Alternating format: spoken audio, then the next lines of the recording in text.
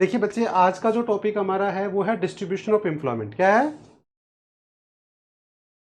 Distribution of distribution of employ distribution of अब सबसे employment. पहले इसका मीनिंग की बात करें कि डिस्ट्रीब्यूशन ऑफ एम्प्लॉयमेंट क्या होता है। तो डिस्ट्रीब्यूशन ऑफ एम्प्लॉयमेंट की बात करें तो देखिए यहाँ लिखा हुआ है कि डिस्ट्रीब्यूशन ऑफ वर्क फोर्स, जो हमारी वर्क, अब वर्क फोर्स क्या होता है, ये वर्ड समझ में आ गया आपको? Anyone? What do mean by work force? क्या होता है वर्क फोर्स? मैं वर्क फोर्स की बात करता हूँ, वर्क फोर्स में एक्चुअली वही आते हैं जो actually working, peoples which are actually working, तो वो वर्क फोर्स होता है और उसी से हमारी पार्टिसिपेशन रेट निकलती है। तो हम कहते हैं कि जो हमारी वर्क फोर्स है, जो पार्टिसिपेशन रेट है, कि distribution of working work force according to genders, category, status, है ना। इसे हम देखो अकॉर्डिंग टू 4 क्राइटेरिया हम पढ़ेंगे। सबसे पहला हम कैटेगरी पढ़ेंगे, मतलब स्टेटस। आप कैटेगरीज और स्टेटस क्या होता है, जैसे हमने पढ़ा था कि कैटेगरीज और स्टेटस में हम क्या लेते हैं, सेल्फ एम्प्लॉयड, कैजुअल वर्कर और रेगुलर वर्कर, रेगुलर ये तो वर्कर। कैटेगरीज में आ गया। फिर हम पढ़ेंगे जेंडर वाइज, तो जेंडर वाइज मतलब मेल फीमेल। फिर हम क्या पढ़ेंगे, डिस्ट्रीब्यूशन की बात कर रहा हूँ मैं। फिर हम पढ़ेंगे एरिया वाइज, तो एरिया में रूरल अर्बन पढ़ेंगे। और फिर हम सेक्टर वाइज पढ़ेंगे। तो अब याद करो, हमने आईटी के फर्स्ट चैप्टर में हमने वो पढ़ा था ऑक्यूपेशनल स्ट्रक्चर, यस और नो। उसमें पढ़ा था कि distribution of working yes sir. Working population across the different sector. वो तो एक लिमिटेड पढ़ा था हमने, केवल सेक्टर वाइज पढ़ा था। अब ये थोड़ा वाइडर लेवल पे पढ़ रहे हैं। अब हम जो डिस्ट्रीब्यूशन वर्कफोर्स है वो हम सेक्टर वाइज भी पढ़ रहे हैं, स्टेटस वाइज भी पढ़ रहे हैं, जेंडर वाइज भी पढ़ रहे हैं और रूरल अर्बन मतलब एरिया वाइज भी पढ़ रहे हैं। आई होप ये अब क्लियर है क्या? यस और no? Yes sir. Voice clear है अब? यस सर, अब सही है। ओके। यस सर, एकदम सही है। तो आप देखो, डिस्ट्रीब्यूशन ऑफ एम्प्लॉयमेंट की डेफिनेशन यही लिखा हुआ है, distribution of employment refers to the worker population ratio, मतलब वर्कर पॉपुलेशन या वर्किंग पॉपुलेशन या वर्क फोर्स, कुछ भी बोल दो आप, ratio according to various aspects like gender, region and the different sector. तो इसके अकॉर्डिंग हम स्टेटस और डाल दो इसमें, तो स्टेटस, रीजन, जेंडर और सेक्टर वाइज। आई होप ये डेफिनेशन क्लियर है बच्चे? यस और यस नो? सर, क्लियर है। नाउ अब चलते हैं, सबसे पहला पार्ट आ गया बच्चे, that is distribution of employment status wise. Status मतलब कैटेगरीज। तो वर्कर ऑफ कैटेगरीज हम पढ़ चुके हैं कि ब्रॉडली हमारी जो वर्कर ऑफ कैटेगरीज है वो 3 होती है, सेल्फ एम्प्लॉयड और उसके अलावा रेगुलर और कैजुअल। यस और नो? पढ़ा है अपन ने, इनकी डेफिनेशन सब कुछ हमने पढ़ा है। तो अब देखिए बच्चे, यहाँ 90% जो बच्चे हैं वो इस चैप्टर में उनको टफ लगता है चैप्टर, और बिकॉज इसी टॉपिक की वजह से लगता है कि इस टॉपिक में वो टेबल देख के घबरा जाते हैं कि सर ये टेबल है, ये डेटा है, और फिर इसका ये डिटेल, सर ये कैसे याद होगा। तो आपको मैं ये बता देता हूँ कि इस चैप्टर का सबसे इजी पार्ट यही है। केवल टफ क्यों लगता है बच्चों को, बच्चे समझते हैं कि यार डेटा याद करना है, जबकि आपको पता है कि डेटा हमें याद करना ही नहीं है। बिकॉज अगर ये क्वेश्चन आएगा तो आपको टेबल गिवन होगी, और जब टेबल गिवन होगी तो टेबल को देख के एनालिसिस करना कोई टफ है क्या? कर सकते हैं। नो जैसे सर। जैसे मैंने आपको सिखाया था इससे पहले, पार्टिसिपेशन रेट की अगर टेबल आ गई तो उसको देख के हम 3 पॉइंट बना सकते हैं। Country as a whole participation rate क्या है, रूरल अर्बन क्या है, और मेल फीमेल क्या है, और उनका रीजन भी लिख सकते हैं। तो मतलब एक क्वेश्चन डेफिनेटली आपकी आईडी में आएगा ही आएगा, एक से ज़्यादा आ सकता है बट एक तो ज़रूर आएगा, और वो आएगा टेबल बेस्ड क्वेश्चन। आपको एक टेबल दे देंगे और उसमें डेटा दे देंगे और उसका एनालिसिस करवाएंगे। सेकंड जो क्वेश्चन आएगा वो डायग्राम बेस्ड क्वेश्चन आएगा, और एक केस स्टडी। ये 3 क्वेश्चन आपको पेपर में 101% मिलेंगे। एक केस बेस्ड स्टडी क्वेश्चन मिलेगा, मिनिमम बता रहा हूँ। इस बार तो सैम्पल पेपर में 2 केस स्टडी दी है, एक मैक्रो में भी और आईडी में। अब तक तो क्या होता है, केस स्टडी बेस्ड केवल एक ही आता था, बट इस बार सैम्पल पेपर में 2 केस स्टडी दी है, तो इसका मतलब 2 आ सकती है इस बार। वैसे मिनिमम एक तो आनी है केस स्टडी। दूसरा क्या आएगा, डायग्राम बेस्ड आना ही आना है, मिनिमम एक, इससे ज़्यादा भी आ सकता है। और टेबल बेस्ड मिनिमम एक क्वेश्चन आएगा। तो ये तीनों ही क्वेश्चन बच्चे आपकी लॉटरी होती है। आप इन तीनों को देख के घबराना नहीं, क्योंकि तीनों इसीलिए दिए जाते हैं ताकि हर बच्चा पास हो जाए।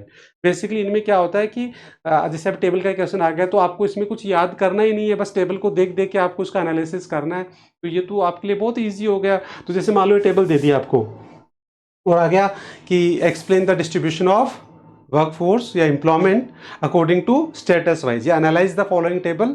ये क्वेश्चन आ गया। तो अब आपको क्या करना है, इसका एनालिसिस करने, तो 3 पॉइंट बनाने। सबसे पहला पॉइंट आप बनाओगे कि पहले बता दो कि this is the table of distribution of workforce according to the categories. Now आप सबसे उसका 3 पॉइंट बनाओगे। फर्स्ट कि अकॉर्डिंग टू सेल्फ एम्प्लॉयमेंट की अगर हम बात करें तो एक सेल्फ एम्प्लॉयमेंट का बना लेंगे, एक हम कैजुअल का बना लेंगे और रेगुलर का। अब अगर सेल्फ एम्प्लॉयमेंट तो सबसे ज़्यादा जो हमारी वर्किंग पॉपुलेशन है वो सेल्फ एम्प्लॉयड है।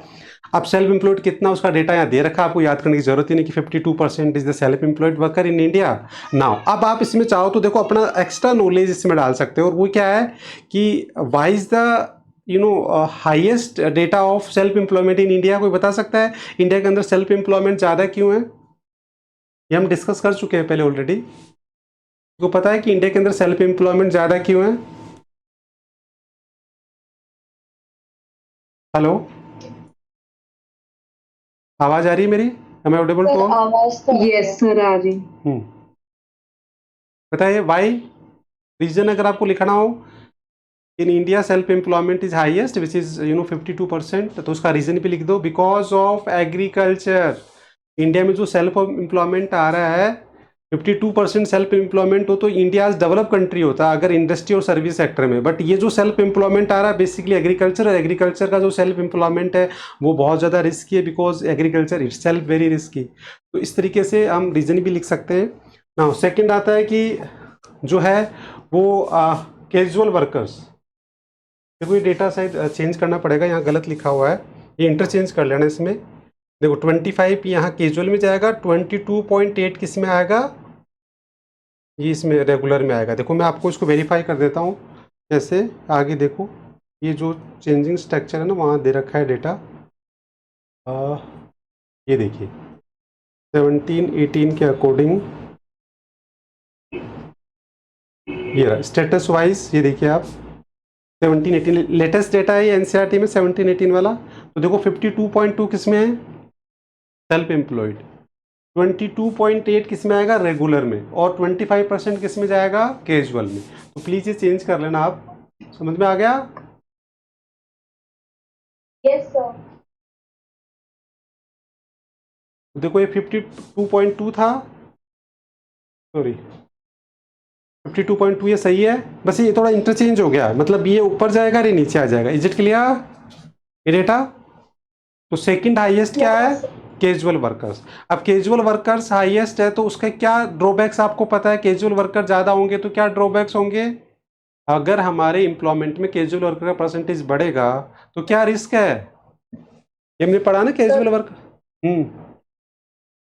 बेसिकली अर्निंग रेगुलर नहीं रहेगी तो Exactly. मतलब हमारे जीडीपी और वगैरह जॉब सिक्योरिटी नहीं है कैजुअल है ना, उनके पास जो सोशल सिक्योरिटी बेनिफिट्स है वो नहीं होते, रेगुलर इनकम फ्लक्चुएशंस होंगे इकोनॉमी में, लोगों की living standard, quality of life. तो इंडिया के अंदर ये तो प्रॉब्लम है एम्प्लॉयमेंट में कैजुअल वर्कर ज़्यादा होने की वजह से लोगों की जो क्वालिटी ऑफ लाइफ है वो ख़राब हो रही है, उनका जॉब अनसर्टेन है, वो सारी चीज़ें आप आराम से अपने लेवल पे लिख सकते हैं।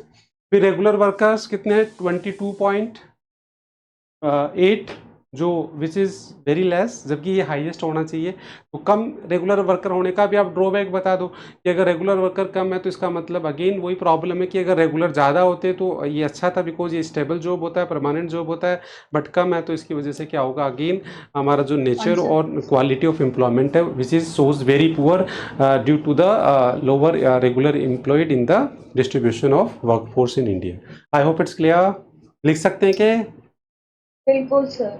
अब देखो यहाँ नीचे इसका ये पाई डायग्राम बना हुआ है और यहाँ देखो ये 2 पॉइंट लिखे हुए हैं, आपको 3 बनाने, तो देखो क्या लिखा, वही लिखा हुआ है कि ये तो advantages of knowing the status wise, इसमें तो एडवांटेजेस लिखे हैं, मतलब वैसे डेटा तो देख देख के वहाँ से लिख लेना, एडवांटेजेस यहाँ से ले लेना कि उसमें एडवांटेज मतलब उसमें आपको एक रीजन आप कुछ उसमें एक्स्ट्रा आंसर लिखना चाहिए। तो देखो जैसे इसमें बताया by knowing the status which is a worker is placed in an enterprises it may be possible to know the dimension and quality. तो इससे क्या पता लगता है कि क्वालिटी ऑफ वर्क पता लगता है कि भाई अब जैसे आपने देखा हमारा जो स्टेटस वाइज है उसमें आपको पता लग रहा है कि कैजुअल वर्कर ज़्यादा है, रेगुलर कम है, और सेल्फ एम्प्लॉयड भी ज़्यादा है, बट वो बिकॉज ऑफ एग्रीकल्चर है। तो ओवरऑल हमें पता लग गया कि हमारी एम्प्लॉयमेंट की क्वालिटी पुअर है, तो ये हम आप रीजन में डाल सकते हो। It also enable to know the attachment of a worker so her job and the authority and sees has over the enterprises and the co-workers। तो इससे हमें पता लग जाता है कि कौन किस सेक्टर में काम करता है, किस लेवल पे काम करता है, तो वो भी पता लग जाता है कौन कितने मतलब डिस्ट्रीब्यूशन ऑफ पीपल्स कौन कितने लोग कितने परसेंट किस सेक्टर में काम करते हैं।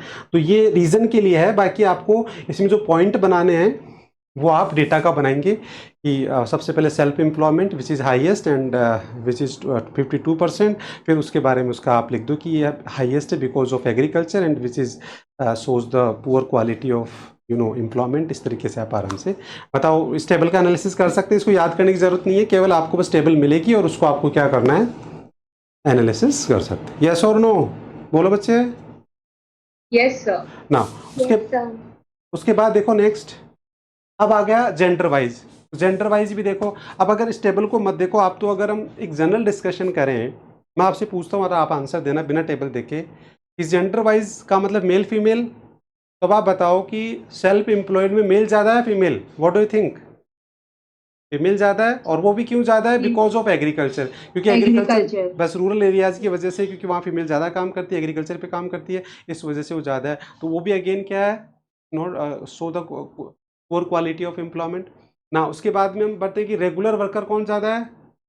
मेल ज़्यादा है, जबकि फीमेल ज़्यादा होनी चाहिए।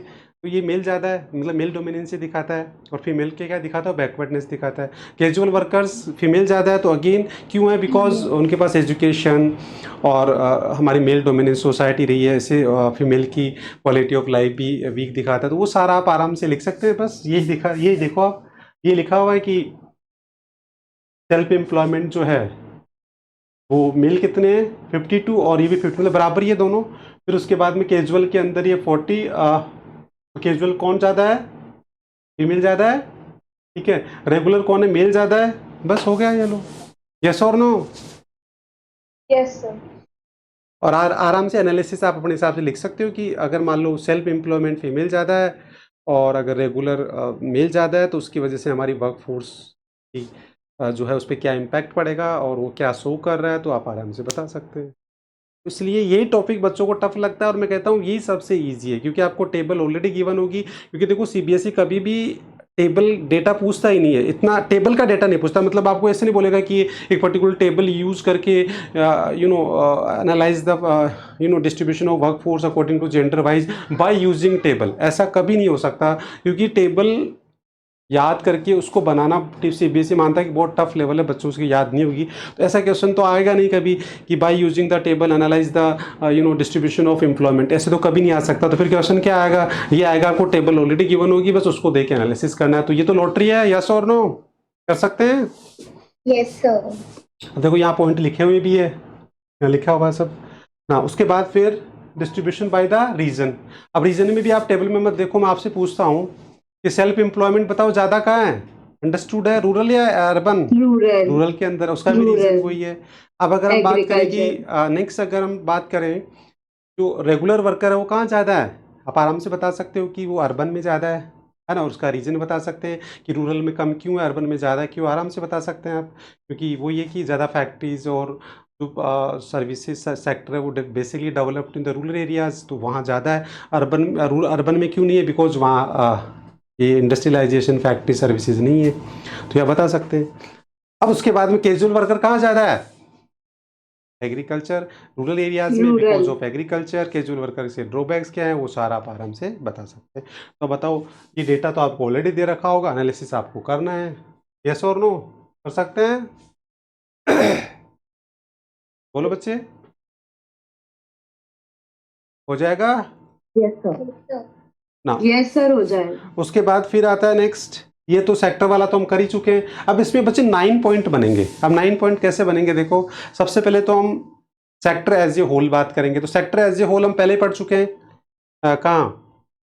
सेक्टर वाइज डिस्ट्रीब्यूशन हम फर्स्ट चैप्टर में पढ़ चुके हैं, ऑक्यूपेशनल स्ट्रक्चर। ID में. तो अब आपको पता है, देखो Yes, याद करो, आपको बेसिक डेटा तो याद भी होना चाहिए। एक बेसिक डेटा है हमारा कि sector wise distribution of workforce, ये तो हमारा बेसिक डेटा है, ये तो हमें याद होना चाहिए बेसिकली। तो अब आप याद करो कि distribution of workforce in primary sector at the time of independence कितना था 1952-51 में।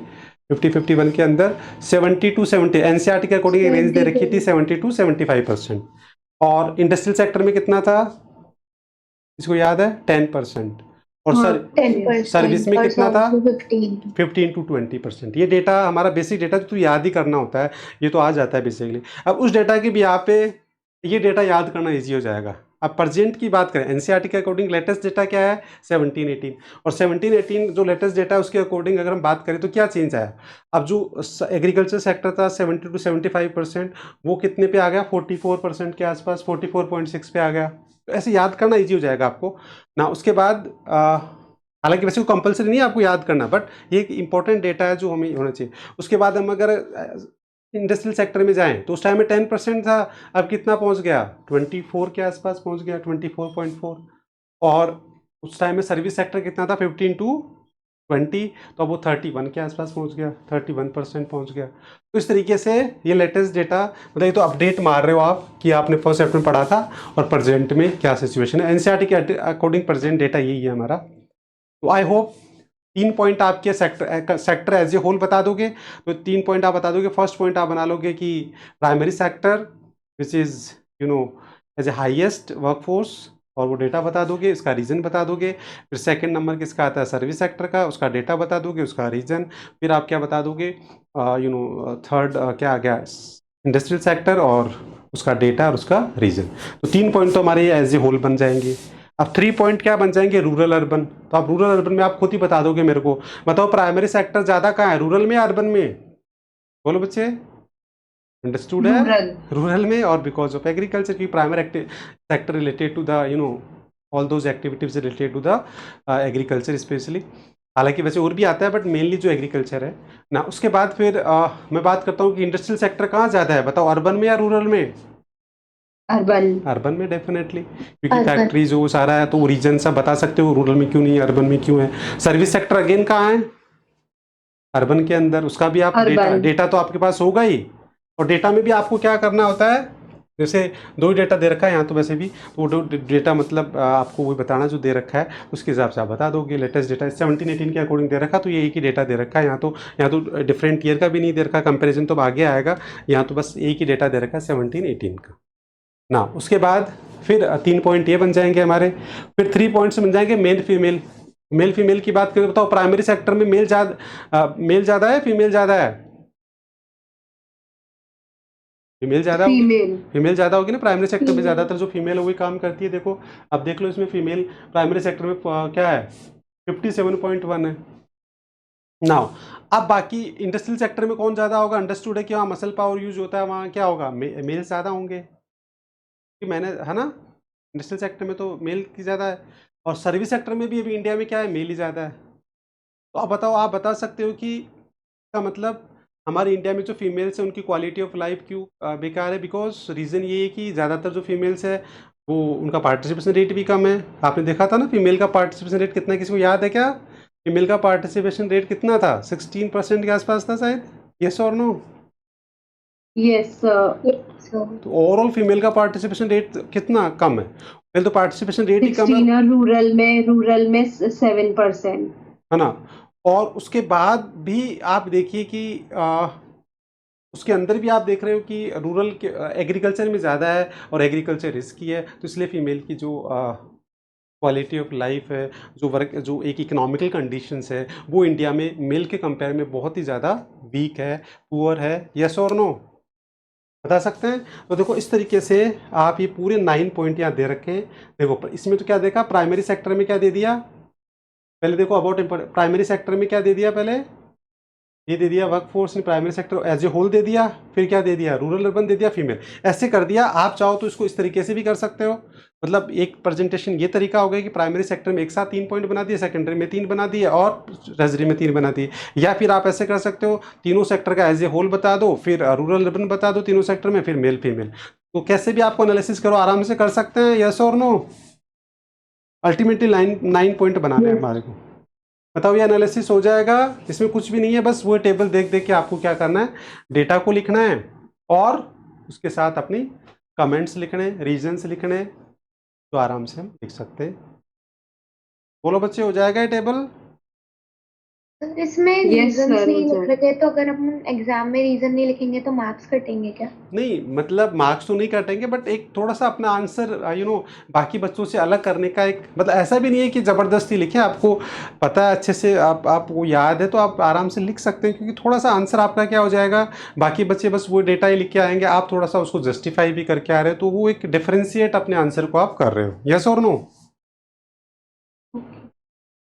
तो बताओ ये टेबल, अब इसमें क्या होगा, मैक्सिमम 6 मार्क्स का क्वेश्चन आएगा, ये टेबल दे रखी होगी, इसका आपको क्या आ जाएगा, एनालाइज द फॉलोइंग टेबल, बस इतना सा क्वेश्चन आ गया और आया हुआ है। अभी स्कैनर में देखना, ये पार्टिसिपेशन रेट का और ये वाला दोनों क्वेश्चन आए हुए हैं। तो अब इसमें आपको बस वो सीबीएसई की मार्किंग स्कीम में दिखाऊंगा ही, वही वैसे एनालिसिस किया हुआ है, बस डायरेक्ट डायरेक्ट डायरेक्ट डायरेक्ट। तो आराम से टेबल होगी, टेबल को देख देख के आपको लिखना है। तो मैं आपको कुल मिला के इस टॉपिक में क्या सिखाना चाह रहा हूँ, मैं इस टॉपिक में आपको बताना चाह रहा हूँ कि अगर आपके पास टेबल गिवन है, उसका एनालिसिस कैसे करें। आई होप ये अभी समझ में आ गया होगा कि अगर आपके पास कोई भी टेबल आ जाए तो आप उसका एनालिसिस आराम से कर सकते हैं। यस और नो? Yes, yes sir. यही है हमारे को इसमें देखना था। तो ये हमारा डिस्ट्रीब्यूशन वाला पार्ट पूरा कंप्लीट हो गया, जो बच्चों को सबसे टफ लगता है, जबकि मैं कहता हूँ कि सबसे इजी पार्ट है, क्योंकि इसके अंदर क्या है, आपको कुछ याद करना ही नहीं है, ऑलरेडी इसमें टेबल गिवन होगी, उस टेबल के अकॉर्डिंग आपको क्या करना है, देख देख के एनालिसिस करना है। अब के बाद आता है पॉइंट, वो है, ये भी एक अच्छा टॉपिक है। अब देखो, ग्रोथ एंड चेंजिंग स्ट्रक्चर की बात करें तो सबसे पहले इसमें आता है मीनिंग ऑफ जॉबलेस ग्रोथ। अब जॉबलेस ग्रोथ क्या होता है, तो बाय नेम ही क्लियर है कि जॉबलेस ग्रोथ मतलब increase in GDP without corresponding increase in employment. मतलब और इंडिया में ये बेसिकली यही हो रहा है। आज इंडिया का जीडीपी की रेट बात करें तो प्री कोविड भी और आफ्टर कोविड भी हाईएस्ट जीडीपी है इंडिया का। यस और नो? रेट ऑफ जीडीपी की बात कर रहा हूँ मैं, rate of Yes, GDP sir. अभी भी हमारा 7% के आसपास चल रहा है। पहले 7.5 चल रहा था प्री कोविड, और अभी भी बिफोर कोविड, और अभी भी क्या चल रहा है, ऑलमोस्ट 7 के आसपास चल रहा है, जो ऑल ओवर द वर्ल्ड में पहले भी हमारा हाईएस्ट है, आज भी हाईएस्ट है। तो रेट ऑफ जीडीपी इंडिया का हाईएस्ट है, बट क्या उसका बेनिफिट सबको मिल रहा है? India still is developing country.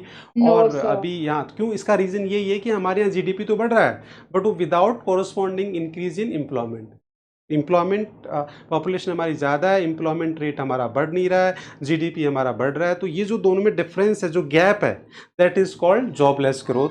तो आई होप ये जॉबलेस ग्रोथ वाला पॉइंट समझ में आ गया। पढ़िए एक बार इसका meaning, what is jobless growth. By name ही क्लियर है, jobless growth, growth without jobs. Yes और नो? इजी है? Yes, sir. Easy. ना Yes, अब इसके बाद में से अपने रीजंस कि इंडिया के अंदर ऐसा क्यों हो रहा है, जॉबलेस ग्रोथ की क्या रीजंस है। तो देखिए, सबसे पहला देखो ड्यूरिंग द पीरियड। अब ये बच्चे, ये बेसिकली क्या है, ये जो डेटा दे रखा है, ये जो बता रखा है ना कि 1960 GDP India grow the positively 0.7 to range between 4 to 7%, highest than the growth of employment, और एम्प्लॉयमेंट कितना बढ़ा है, 2%। ये डेटा कहाँ से आया? ये डेटा बेसिकली क्या है, यहाँ मिसिंग है, यहाँ एक चीज़ मिसिंग है, वो क्या है, आप एनसीईआरटी से देखना पड़ेगा आपको। मैं उसका स्क्रीनशॉट लेके भेज दूंगा। एक एनसीईआरटी के अंदर एक डायग्राम दे रखा है, मतलब टाइम सीरीज ग्राफ पढ़ा है ना आपने 11th क्लास में, वैसे वो एक ग्राफ दे रखा है। तो वो टाइम सीरीज ग्राफ है ना, वैसे तो उसके अंदर वो ग्राफ बना के दे रखा है, जिसमें एक ग्राफ लाइन किसकी बता रखी है, एम्प्लॉयमेंट की, और एक किसकी बना रही है, जीडीपी की, और उन दोनों को दिखा रखा है। तो वो एज इट इज वो क्वेश्चन आ सकता है कि आपको वो क्या दे दे, आपको ग्राफ दे दिया। अब देखो, ग्राफ मतलब आपको डायग्राम दे दे या टेबल दे दे, दोनों सेम ही चीज़ होती है, क्योंकि टेबल में भी वही डेटा होता है, और उसके अंदर डायग्राम में भी वही, क्योंकि देखो प्लॉटिंग करेंगे तो उसमें भी कहीं ना कहीं डेटा ही होता है, एक्स एक्सिस वाई एक्सिस पे, तो वो सेम ही चीज़ होती है। तो अगर वो डायग्राम बेस्ड क्वेश्चन आएगा तो वो डायग्राम आपको दे सकते हो। तो एनसीईआरटी में वो डायग्राम जरूर देखना आपको, तो वहाँ ये डेटा दे रखा है, तो उसके अंदर ये 60 से लेकर 2000 का डेटा दे रखा है। तो उसके अंदर वो जो डेटा की रेंज दे रखी है कि 4 से 7% में हमारा जीडीपी बढ़ा, but employment rate more and less क्या रहा, स्टेबल रेट से इंक्रीज हुआ, विच इज 2%। तो अब देखिए कितना बड़ा गैप है कि इंप्लॉयमेंट, जो हमारा जीडीपी है वो 7%, और इंप्लॉयमेंट क्या हो गया, 2%। तो यही एक मेन रीजन हुआ कि रेट ऑफ जीडीपी जो है वो which is higher than the rate of employment generation. तो एक रीज़न ये हो गया। Second reason, there was a widening gap between the growth. अब ये क्या हो गया, ये गैप बढ़ता ही जा रहा है, मतलब सेकंड रीजन ये कि ये गैप कम नहीं हो रहा, ये डे बाय डे इंडिया के अंदर इंक्रीज होता जा रहा है। तो एक रेट का रीजन हो गया, एक गैप बढ़ रहा है, ये दो रीजन इसमें दे रखे हैं। बेसिकली उस टेबल का ही क्या बता रखा है, एनालिसिस है, सॉरी उस डायग्राम का, और वो डायग्राम आपको एनसीईआरटी से देखना है। एनसीईआरटी में वो डायग्राम दे रखा है, तो डायग्राम के बेसिस पे बता रखा है। अब इसके इंडिकेटर्स, ये एक सेपरेट 1 मार्क्स में क्वेश्चन आ सकता है कि इंडिकेटर ऑफ इकोनॉमिक डेवलपमेंट। तो जैसे ये क्वेश्चन एक जीके मतलब नॉर्मल बेसिक क्वेश्चन भी है कि इकोनॉमिक डेवलपमेंट के इंडिकेटर्स क्या होते हैं। तो अंडरस्टूड है कि इकोनॉमिक डेवलपमेंट हम किससे मेजर करेंगे, या तो जीडीपी से मेजर करेंगे या फिर एम्प्लॉयमेंट से। अगर हमारी कंट्री में एम्प्लॉयमेंट बढ़ रहा है या जीडीपी बढ़ रहा है तो डेफिनेटली इंडिया क्या है, डेवलपिंग इंडिकेटर यही हो गया बेसिकली। कैसे आप कहोगे कि इंडिया में डेवलपमेंट हो रहा है, तो आप Yes. क्या बोलोगे, या तो हमारा जीडीपी बढ़ रहा है और या फिर एम्प्लॉयमेंट, और दोनों साथ बढ़ रहे हैं तो ज़्यादा अच्छा है। तो फाइनली ये है, तो इंडिया के अंदर दोनों साथ नहीं बढ़ रहे, बट दोनों ही इंडिकेटर्स हैं, दोनों इंडिकेट करते हैं कि कहीं ना कहीं वी आर डेवलपिंग, ठीक है। और दोनों साथ बढ़ेंगे तो इसका मतलब वी आर डेवलप्ड, दोनों साथ बढ़ेंगे तो फिर हम डेवलप हो जाएंगे। तो ये यहाँ तक बताओ, कोई दिक्कत है क्या? एनसीईआरटी में इतना ही दे रखा है, इसलिए इसमें इतना डाल रखा है। बाकी अगर अपन खुद डेवलप करें रीजंस, भाई ये तो देखिए एनसीईआरटी में दे रखा है, तो उस वजह से ये पॉइंट हमने डाल दी कि भाई ये दे रखे हैं ये रीजन। अब अगर हम सोचें कि इसके रीजन क्या होंगे, तो आप बताओ कि अगर हमारे इंडिया के अंदर, आप बताओ इंडिया के अंदर आप रहते हो और हम इकोनॉमिक्स के स्टूडेंट हैं, आपको क्या लगता है, व्हाट डू यू थिंक, क्या मेन रीजन हो सकते हैं कि हमारे यहाँ जीडीपी तो बढ़ रहा है बट एम्प्लॉयमेंट नहीं बढ़ रहा? मेन दो सर रीजन। एक तो वही एग्रीकल्चर का हो सकता है, एक एग्रीकल्चर का हो जाएगा पॉइंट, क्योंकि एग्रीकल्चर अनसर्टेन है ना, तो उसकी वजह से वो हो उस जाएगा वजह से एक तो, और फीमेल का पॉइंट हो डिस्गाइज जाएगा। और हाँ डिस्गाइज और सीजनल एम्प्लॉयमेंट वो सारा, ठीक है, वो हो सकता है। मेनली दो रीजन, एक तो पॉपुलेशन कि हमारे इंडिया के अंदर जो रेट ऑफ पॉपुलेशन है ना वो बहुत स्पीडली बढ़ रहा है, तो उसकी वजह से भी क्या हो रहा है कि जो रेट ऑफ अनएम्प्लॉयमेंट है वो कम होता जा रहा है। एक तो वो हो गया, दूसरा क्या हो गया कि जॉबलेस ग्रोथ हो रहा है, मतलब हम जीडीपी बढ़ा रहे हैं बट जीडीपी हमारा धीरे धीरे किस पे हम शिफ्ट कर रहे हैं, कैपिटल इंटेंसिव टेक्नोलॉजी यूज़ कर रहे हैं, मतलब हम इंडस्ट्री जो हमारा बेसिकली जो जीडीपी अभी प्रेजेंट Yes, में जो sir. बढ़ रहा है, तो वो ऐसे हमारे मेन रीजंस हम ये लिख सकते हैं बेसिकली इंडिया के अकॉर्डिंग। सर आउटसोर्सिंग भी तो लिख सकते हैं ना। आउटसोर्सिंग तो एम्प्लॉयमेंट बढ़ रहा है, आउटसोर्सिंग से तो एम्प्लॉयमेंट बढ़ रहा है। नहीं नहीं अच्छा है एक रीजन आप ये लिख सकते हो, जो हाँ। सबसे अच्छा रीजन है कि हमारा बेसिकली क्या है, इंडस्ट्रियल सेक्टर, आपने देखा डेटा एनालिसिस देखा कि इंडस्ट्रियल सेक्टर इटसेल्फ अभी क्या है, यू नो इन बैकवर्ड और as compare to other sector is less develop. तो ये एक बहुत बड़ा सबसे रीजन है, क्योंकि इंडस्ट्रियल सेक्टर में इंप्लॉयमेंट ज़्यादा जनरेट होते हैं। अब चाइना और इंडिया में अगर आगे हम कंपेरिजन भी करेंगे तो सबसे बड़ा डिफरेंस ये आएगा कि हमने क्या कर दिया, बस प्राइमरी सेक्टर से डायरेक्ट सर्विस पे चले गए, इंडस्ट्रियल सेक्टर को हमने अभी तक इग्नोर ही किया है। तो इंडस्ट्रियल सेक्टर हमारा मोर एंड लेस क्या है, जो सबसे बड़ा पोटेंशियल है एम्प्लॉयमेंट जनरेट करने का, वो अभी तक हमने प्रॉपर यूज नहीं किया। तो हमारा इंडस्ट्रियल सेक्टर प्रॉपर डेवलप नहीं होने की वजह से एग्रीकल्चर सेक्टर पे बड़ा क्या डिपेंडेंसी ज़्यादा है, और एग्रीकल्चर क्या है बेसिकली हमारा क्या है, जो अनसर्टेन है, वहाँ कैजुअलिटी है, वहाँ रेगुलर जॉब्स नहीं होते। तो इस तरीके से आप अपना रीजन लिख सकते हैं। यस और नो, क्लियर है यहाँ तक? और कोई डाउट? No sir. ना। अब ये देखिए चेंजिंग स्ट्रक्चर, इसमें कुछ नहीं करना बच्चे, ये तो बहुत इजी है। चेंजिंग स्ट्रक्चर में आपको दोनों डेटा याद है, सेक्टर वाइज हम चेंजिंग स्ट्रक्चर में दो लेंगे, एक तो सेक्टर वाइज और एक स्टेटस वाइज। तो ये डेटा तो ये तो हम ऑलरेडी कर चुका, पूरे टॉपिक ही हम ऑलरेडी कर चुके हैं, बस क्या तो हम उसको बस ऑर्गेनाइज फॉर्मेट में पढ़ रहे हैं। अब चेंजिंग स्ट्रक्चर की बात करें तो सेक्टर वाइज तो ये हम करवा ही चुका हूँ कि लेटेस्ट डेटा आपको याद हो गया कि 44%, लेटेस्ट डेटा 44.6, अभी भी याद करवाया था 44.4, 24.4 और 31, ये डेटा याद करवाया था अभी। और पुराने वाला डेटा हमारे को ऑलरेडी याद है, sector wise distribution of workforce, पुराने वाला चैप्टर फर्स्ट का याद है कि यस सर। 70 to 75%, और यस सर। यू नो ये वो भी दे रखा है, देखो यहाँ 72 73 दे रखा है। अगर हम कौन सा लेके जाएं 50 51 वाला, तो आप ईयर डाल के कोई भी डेटा लिख सकते हो, गलत नहीं माना जाता।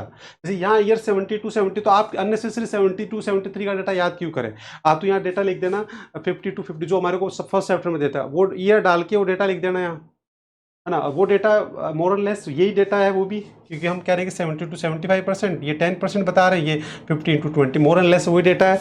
और ये डेटा हमारे को याद हो गया, और इसको हम इग्नोर कर सकते हैं 1920। केवल जब भी आप चेंजिंग स्ट्रक्चर की बात करोगे, देखो टॉपिक हमारा क्या था बच्चे, हमारे टॉपिक था growth and changing structure of employment. तो चेंजिंग स्ट्रक्चर, अभी सेकंड पार्ट पे आ गए हम, चेंजिंग स्ट्रक्चर। तो चेंजिंग स्ट्रक्चर में हम दो तरीके से समझाएंगे चेंजिंग स्ट्रक्चर, एक तो सेक्टर वाइज और एक स्टेटस वाइज। सेक्टर वाइज जो चेंजिंग स्ट्रक्चर हमने बताया वो हमें वैसे ही याद है, यस और नो, ये टॉपिक याद कर लिया हमने। हालांकि वैसे हमें डेटा याद करने की जरूरत नहीं है, क्योंकि ये तो टेबल आपको गिवन होगा, टेबल देख के आपको बताना। तो आप ये जैसे टेबल आपको गिवन होगी तो आपको कौन सी टेबल बनानी तो है नहीं, तो टेबल में जो भी डेटा दे रखा होगा बस उस डेटा से आप एनालिसिस कर देना, 2 ईयर लेके, एक ये वाला और एक ये कंपेरिजन करके बता देना। तो देखो आपको यही बता रखा है यहाँ चेंजिंग स्ट्रक्चर, ये देखिए ये 74 और ये, तो आपको इसका मतलब ये क्वेश्चन आएगा चेंजिंग स्ट्रक्चर में, तो ये अगेन टेबल आएगी तो उसे एनालिसिस करना है। तो एनालिसिस करने के लिए आपको क्या डेटा याद करने की जरूरत ही नहीं है। तो आपको जो डेटा दे रखा है उसके अकॉर्डिंग आप 2 ईयर ले लेना, एक पुराने वाला एक लेटेस्ट वाला, और उनमें कंपेरिजन कर देना। आप देखो कैसे करना है, वो यहाँ लिखा हुआ है सब कुछ, वैसे ही जो हम अभी तक हमने सीखा है कि टेबल का एनालिसिस कैसे करते हैं वैसे लिखा हुआ है। देखो there was a decline in the workforce in the primary sector from 74 in the 70, बताओ वही लिखा हुआ है, ऐसे ऐसे एनालिसिस करते हैं हम, यस और नो।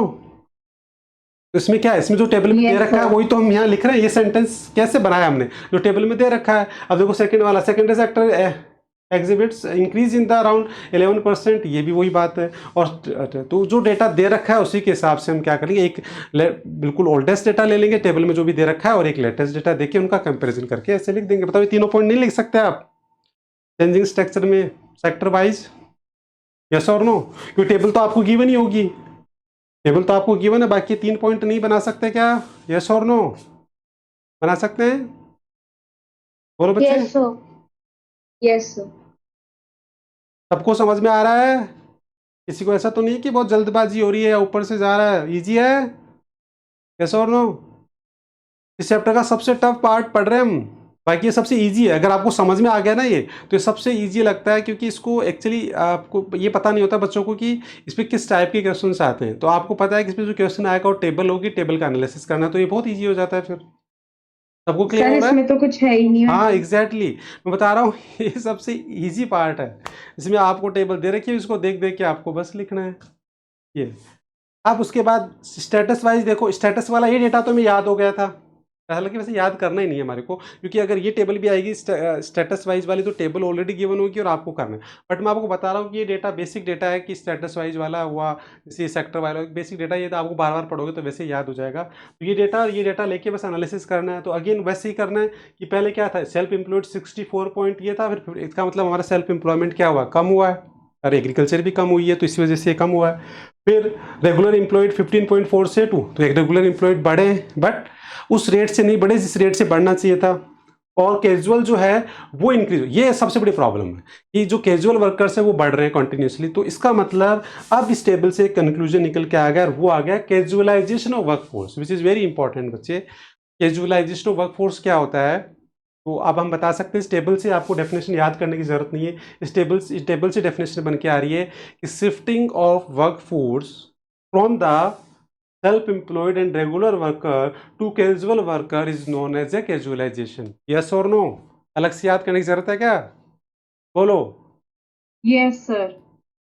कैजुअलाइजेशन ऑफ वर्कफोर्स क्या हुआ, कि जो हमारी वर्कफोर्स है वो कहाँ से शिफ्ट हो रही है, from regular to casual, from the self employed to self employed and the regular workers self to employed the, से कैजुअल या रेगुलर से कैजुअल। अरे भाई कैजुअल ज्यादा बढ़ रहे हैं, कैजुअल बढ़ रहे हैं इसका मतलब it refer to the shifting of the workforce from the self employed and the regular to casual worker, yes और नो। Yes sir. देखो ये सर तो मतलब अपने इंडिया में ऐसे हो रहा है कि लोग गवर्नमेंट जॉब छोड़ रहे हैं, छोड़ नहीं रहे, वो कम हो रहे हैं, मतलब शिफ्टिंग हो रही है, मतलब लोगों को लोग मिल नहीं रहा। हाँ, और तो वैसे भी वही गवर्नमेंट तो देखो प्राइवेटाइजेशन कर ही रहे हैं, गवर्नमेंट तो सेक्टर का तो प्राइवेटाइजेशन हो रहा है, तो वैसे जॉब कम होते जा रहे हैं, वो जॉब बढ़ ही नहीं रहे हो या कम हो रहे हैं, तो इसका मतलब ज़्यादा क्या बढ़ रहे हैं। देखो यहाँ क्या लिखा है कि the process of moving from the अच्छा हाँ yes employment and the regular salaried employment to casual. बताओ डेफिनेशन याद करनी रटने की जरूरत है क्या, वो डेफिनेशन लिखी हुई है casual workers.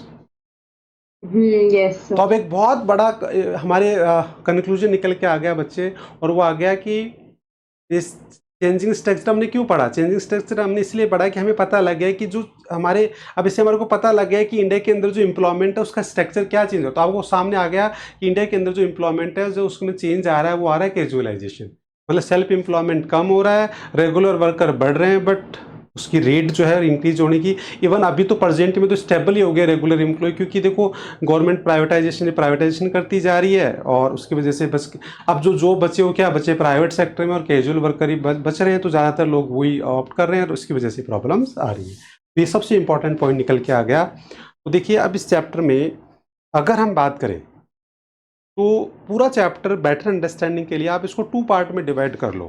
First part employment और सेकंड पार्ट क्या कर लो, अनएम्प्लॉयमेंट।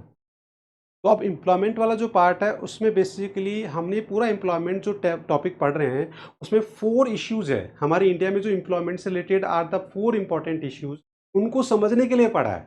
तो 4 इश्यूज़ कौन से हैं? देखो सबसे पहला इश्यूज़ है पार्टिसिपेशन रेट। इंडिया के अंदर ओवरऑल जो पार्टिसिपेशन रेट है वो as compare to other countries बहुत कम है। तो ये एक सबसे बड़ा क्या है, इश्यू है, ठीक है, जो हमने डिस्कस किया। सेकंड इश्यू क्या है हमारे एम्प्लॉयमेंट का, जॉबलेस ग्रोथ। ये आपको पता लगे कि इंडिया के अंदर जो एम्प्लॉयमेंट का सबसे बड़ा इश्यू है वो है जॉबलेस ग्रोथ। ये क्या होता है, कैसा, उस आपने डिस्कस किया, क्या रीजन है, सब पढ़ लिया। देन उसके बाद में थर्ड इश्यू क्या है कि हमारे इंडिया के अंदर जो वर्क फोर्स है उसका कैजुअलाइजेशन हो रहा है। और अब जो हम आगे पढ़ेंगे जो नेक्स्ट क्लास में वो पढ़ेंगे इनफॉर्मलाइजेशन, फॉर्मल और इनफॉर्मल सेक्टर पढ़ेंगे, और उसके अंदर हमारे को बाद में ये पढ़ेंगे कि हमारे इंडिया के अंदर जो है वो इनफॉर्मलाइजेशन हो रहा है, मतलब हमारी जो वर्क फोर्स है उसमें इनफॉर्मलाइजेशन, मतलब इनफॉर्मल सेक्टर में ज़्यादा जॉब क्रिएट हो है। तो ये आगे बढ़े। तो बेसिकली एक टॉपिक ये बचा है बस एम्प्लॉयमेंट में, और बहुत ईजी सा टॉपिक है, 5 से 10 मिनट का टॉपिक है केवल। तो ये जो फॉर्मल इनफॉर्मल सेक्टर का हम पढ़ेंगे इसमें हमारे को सामने निकल के आएगा कि फॉर्मल की बजाय जो ज़्यादा एम्प्लॉयमेंट जो हो रहा है वो इनफॉर्मल सेक्टर में हो रहा है, उसकी वजह से हमारी वर्क फोर्स है उसका इनफॉर्मलाइजेशन हो रहा है। और इनफॉर्मलाइजेशन वैसे ही कैजुअल की तरह ही कि इनफॉर्मल सेक्टर में लोग काम करेंगे तो सेक्टर में उनको वो सारे बेनिफिट नहीं मिलते जो फॉर्मल सेक्टर में मिलते हैं। तो वो सारी चीज़ें हम बाद में पढ़ेंगे। तो अब ओवरऑल हमारे पास एक बहुत ही मतलब चैप्टर ऑलमोस्ट अब नया, इसमें ज़्यादा कुछ आने वाला नहीं, सब कुछ मेन पार्ट सारा कवर हो गया, मतलब खत्म ही हो गया चैप्टर। तो मेनली अब आप ये देखिए कि पूरा चैप्टर 2 पार्ट में डिवाइड है, एम्प्लॉयमेंट और अनएम्प्लॉयमेंट। अब एम्प्लॉयमेंट से रिलेटेड हमने सारा कर लिया, बस ये जो लास्ट वाला पार्ट बचा है तो वो छोटा सा है, ये ज़्यादा इसमें कुछ नया कुछ ज़्यादा कुछ है नहीं, मोर एंड लेस वही है जो हमने पढ़ा है। तो ऑलमोस्ट एम्प्लॉयमेंट वाला पार्ट हमने पूरा कर लिया, और उसमें मेन जो इश्यूज़ है वो 4 है। और बच्चे मैं आपको बता देता हूँ, और आप जब स्कैनर देखोगे तो आपको पता लग जाएगा कि इन 4 इश्यूज़ में से मिनिमम 2 इश्यूज़ तो एग्जाम में हर साल आते हैं। मतलब ये 4 इश्यू है, 4 में से 2 तो आने ही आने हैं, और वो 2 कोई भी आ सकते हैं, या तो पार्टिसिपेशन रेट से रिलेटेड कोई क्वेश्चन आ जाए, या फिर वो कैजुअलाइजेशन से, या फिर वो जॉबलेस ग्रोथ से, या इनफॉर्मलाइजेशन, मतलब आना ज़रूर है, इतनी इंपॉर्टेंट है ये। तो अब हमने बहुत ही कंक्लूड कर दिया कि पूरे एम्प्लॉयमेंट में हमने समझने के लिए उसके 4 इश्यूज़ को पढ़ लिया, और हमारे को समझ में आ गया कि इंडिया के अंदर जो level and quality and nature of employment क्या है। तो उसमें हमारे पास 4 इश्यूज़ निकल के आ गए। बताओ कौन कौन से। फर्स्ट इश्यू कौन सा आया, बताइए। एम्प्लॉयमेंट से रिलेटेड इंडिया में 4 participation rate which is low. Second issue क्या पढ़ा हमने एम्प्लॉयमेंट से related, jobless growth. Third casualisation. और अब फोर्थ वाला क्या पढ़ेंगे, इनफॉर्मलाइजेशन। तो अब आप देख रहे हो कि ये जो है वो बेसिकली हमारा एम्प्लॉयमेंट। अब उसके बाद में अनएम्प्लॉयमेंट वाला पार्ट है, बहुत इजी है। अनएम्प्लॉयमेंट में बहुत छोटा सा टॉपिक है। अनएम्प्लॉयमेंट का मीनिंग आ जाएगा, उसको रेट कैसे मेजर करते हैं, रेट ऑफ अनएम्प्लॉयमेंट आ जाएगा, उसके सोर्सेज आ जाएंगे, और 2 टाइप के अनएम्प्लॉयमेंट पढ़ेंगे, केवल के डिस्गाइज और सीजनल जो आपने पहले पढ़ रखा है। फिर गवर्नमेंट के रूल पढ़ेंगे, डायरेक्ट, इनडायरेक्ट और प्रोग्राम। मतलब इतना छोटा सा टॉपिक है, एक क्लास का टॉपिक वो है।